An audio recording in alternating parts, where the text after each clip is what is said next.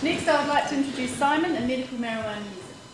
Thank you. I'm here today to talk about my personal story with medicinal cannabis. So I'm going to have to go into my health history and explain to you all the sort of where I've come from and what I've dealt with personally. Early in 2000 I was diagnosed with a thyroid disorder called Graves' disease, and that regulates the hormones in your body, and the organs are affected through this, and as a consequence I ended up getting quite a knock to the brain, and this ended up causing quite a severe depression for me personally, and also an obsessive compulsive disorder, and this plagued me for a long time. I ended up having to leave work. I had to go on a sickness benefit, and it totally destroyed my life. I was in my mid-20s at the time, and it just totally affected me in every possible way. The Graves' disease cleared up with medication, and that was really good, but the depression I suffered from actually stayed and intensified as time went on. I began having suicidal dreams initially, and I was waking up in the morning and thinking, crikey, where did these thoughts come from? And this eventually became sort of, it creeped into my waking thoughts, and I ended up having sort of constant 24 hours a day, 7 days a week for years on end, just depressive suicidal thoughts, and it was pretty hard stuff to live with. And I planned a suicide, which was awful, and couldn't go through with it. I talked to my doctor about it, and he put me on antidepressants and got me counselling, which was really good. The counselling didn't work because I was at such a bad state of depression that I couldn't leave the front door, I couldn't be around people, I couldn't look at people, talk to people. So I was told basically to not waste their time. So antidepressants were my only hope. The big problem for me was it was such a difficult thing to deal with initially, that every antidepressant I was ever put on caused a huge range of side effects: insomnia, impotence, constant sweating, or I'd sleep all day. It was just a huge range of things that just added on top of the depression I was dealing with, and it just made matters worse and worse for me. I ended up admitting myself to the psych ward on 2 separate occasions because I knew I was on the verge of ending it all, and I really didn't want to. And every single time I went, my doctor and the physician at the psych ward, the only answer they had was different antidepressants or up your dose, and upping the dosage just made the side effects even worse. So it was really, there was no answer for me. Unfortunately, it got to the stage for me personally that, my sanity just left. I wasn't the person I used to be. I had no grasp on reality, and unfortunately I attempted suicide. I tried to take an overdose of sleeping pills, but I didn't take enough. Woke up in the psych ward the next day, and the doctor thought in his infinite wisdom that he'll just try me on a different antidepressant because that might do the trick. And I'd been through about 7 years of just utter torment at this stage, and I felt, all hope was lost. Fortunately for me, and I was really lucky that through a chance encounter I met someone that had some quite in-depth knowledge, legitimate knowledge of medicinal marijuana, and this chap gave me a tincture, which is a liquid that's taken orally. He gave it to me, and just said try it. He gave it freely, and so I tried this. Initially I was quite sceptical. I thought I associated marijuana with getting high, having a buzz. Put the drops in my tongue, no effect, I wasn't high, and I just thought personally, this doesn't work, I'm not getting high, there's no real medicinal quality here because I'm not getting high, so it's not working. It took me a while to realise, and it wasn't until I felt a loosening mentally and just the constant tension in my body, after all these 7 years, just started loosening inside me a bit. And this was while I was still sceptical, and then, thank you, so I realised there was benefits happening even though I was sceptical at the time, and so I ended up talking to this chap, and we agreed that I should talk to my GP, and I talked to my doctor and said, I want to come off antidepressants. They had never worked for me, they made matters worse for me, and my GP agreed on the provision that if things got worse for me, when I came off meds that I come back on. I agreed to that, and I haven't been on antidepressants since.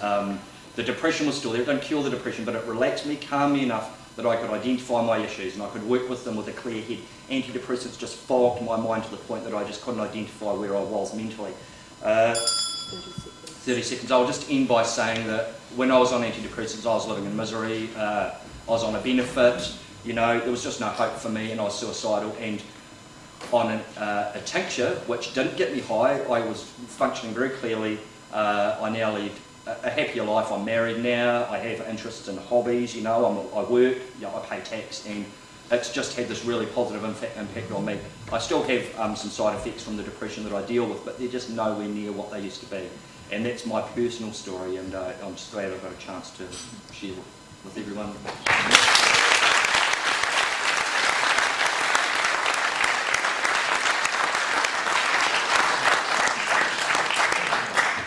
Our last speaker for the team speaking around marijuana benefits is Abe Gray from NORML, which is a campaign group advocating the legalisation of marijuana. I think I probably talk loud enough that I don't need the mic either.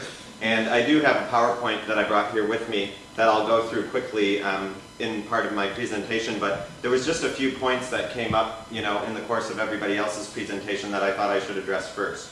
And Geoff alluded to this fact that the government policy towards drugs, towards cannabis, is harm reduction. So any policy that the government takes, the official aim is to reduce the harms of that drug. So we need to evaluate those policies, and if those harms are not being reduced, they're increasing, then the policies aren't working and we need to think of a different approach. This is what NORML says. This is all we say. We don't say give cannabis to school children. We're just saying take a different approach. Let's actually reduce harms. And this is actually what our prestigious Law Commission has said recently as well.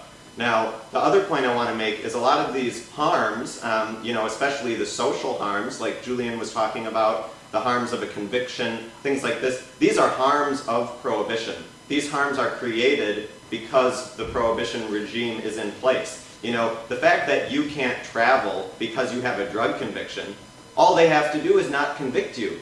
Then that harm is no longer there. It's an arbitrary decision that's being made. And that's what the harmful is. That's why we explain it on our website. It makes the case for law reform. So thanks for pointing that out, Julian.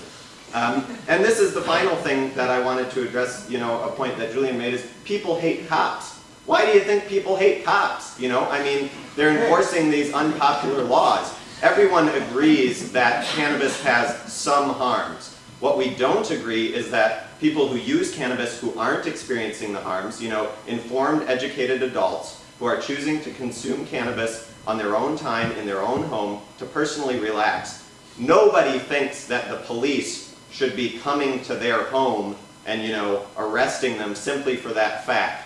And the police will have you believe that they don't actively enforce cannabis prohibition in this country. They sort of have the line that, oh, we just deal with it as it comes to our attention. But we know for a fact that the police actively police prohibition in this country. They just spent 2 years, millions of dollars with undercover officers, staking out every hydroponic growing shop and busting, numerous numbers of small-scale personal medical users, people like Simon who had gone the extra step of cultivating for themselves. They're now going to go to jail. And this was the police. They set out to do this. I know of specific instances in the Northeast Valley where, long-term residents have been assisting police with their inquiries totally unrelated to cannabis, and the police will say, hey, I smell cannabis coming from inside your house. That's led to raids, busts, and, harm for these people who live in this community that is supposed to be being kept safe and harmonious.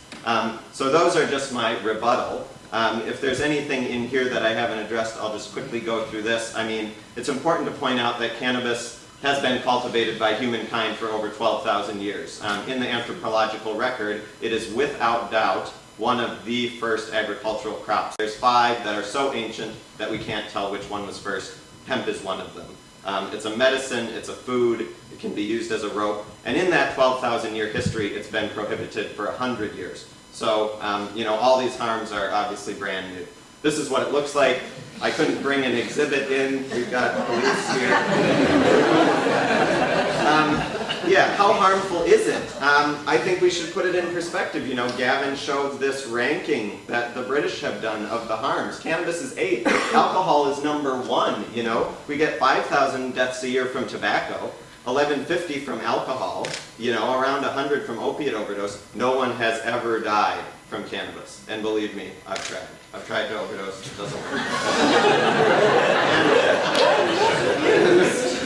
Obviously there are way more toxic plants that are legal and not prohibited. Datura, nightshade, grows on the side of the road. Anyone can have it in their garden. We don't kick people's doors down and cuff them and imprison them, because this is potentially risky and toxic. 1 minute. Okay. And alcohol, the most harmful, obviously not prohibited.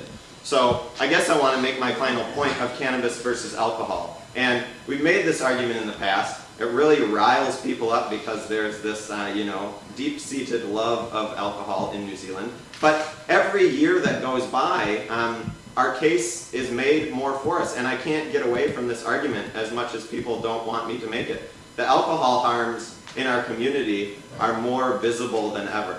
30 seconds.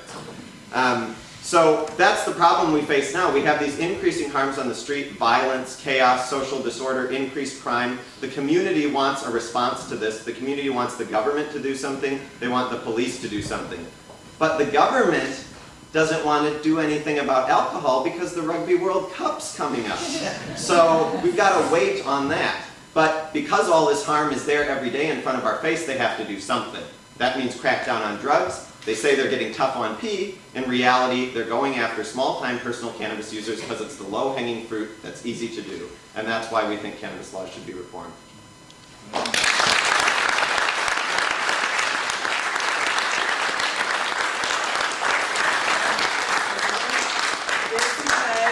I'm sorry, quickly. I keep taking up your time, but one instance in particular that Abe mentioned about the chap in North East Valley.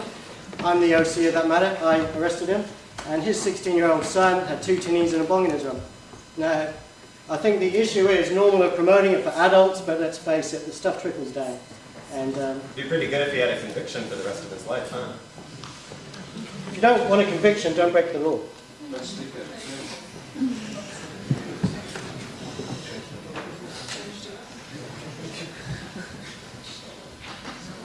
Any questions?